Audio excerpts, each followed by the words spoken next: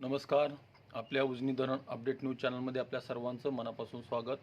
आज 25 जुलै 2026. आज सकाळी उजनी धरणाची काय स्थिती आहे, नीरा खोऱ्यातून किती पाणी येतं आहे आणि दौंडमधून पाण्याचा विसर्ग किती चालू आहे, याचबरोबर उजनी धरणाची टक्केवारी कितीने वधारली आणि सद्यस्थिती काय आहे आणि वरच्या धरणातून किती क्युसेकनं पाणी सोडले याची आपण सविस्तर माहिती घेणार आहोत.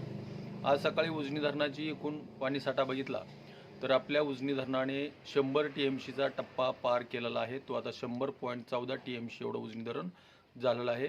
केवळ 23 TMC एवढं पाणी आता 111% भरण्यास कमी आहे आणि उपयुक्त पाणीसाठा हा 36.48 TMC आणि टक्केवारी ही 68.09%, म्हणजे रात्री जवळपास 5% पाणी वाढलेलं आहे. आणि दौंडच्या विसर्गामध्ये कमालीची वाढ झालेली असून आता सध्याला तो 54,249 क्युसेकचा विसर्ग आहे आणि वरच्या धरणातून सोडलेलं पाणी, काही पाणी दौंडमध्ये पोचलेलं आहे, काही पाणी आणखी मार्गस्थ आहे. त्यामुळे आणखी दौंडच्या विसर्गामध्ये आणखी दुपारपर्यंत वाढ होण्याची शक्यता आहे आणि उजनी धरण लवकरच गेल्या पुढील 2-4 दिवसामध्ये 100%चा टप्पा पार करेल.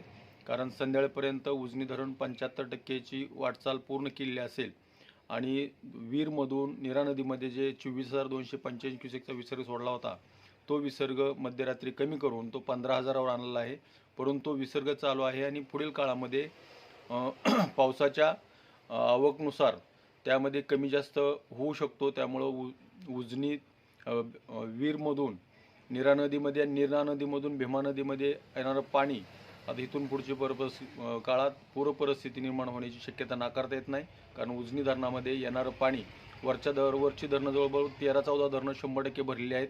त्या धरणातून मोठ्या प्रमाणात विसर्ग चालू आहे. त्यामध्ये मुळशीमधून 10,000 क्युसेक आहे, पवनामधून 9,000 क्युसेक आहे, चस्कामानमधून 29,793 क्युसेक्स आहे, घोडमधून 6,000 क्युसेक आहे, परत भामासखेडमधून 2926 आहे, वडिवलीमध्ये 7,783 आहे. असा विसर्ग असल्यामुळं उजनीत येणारा दौंडचा विसर्ग मोठ्या प्रमाणात वाढणार आहे. कदाचित दुपारपर्यंत 75,000च्या पुढे विसर्ग गेला असेल आणि उजनी धरणी आज 75 ओलांडेल अशी आशा आहे. तर अशाच उजनीच्या ताज्या घडामोडीसाठी, ताज्या अपडेटसाठी आपल्या उजनी धरण अपडेट न्यूज चॅनलला लाईक करा, सबस्क्राईब करा, शेअर करा. उजनी धरण अपडेटसाठी बेंबळेहून सिद्धेश्वर शिंदे. धन्यवाद.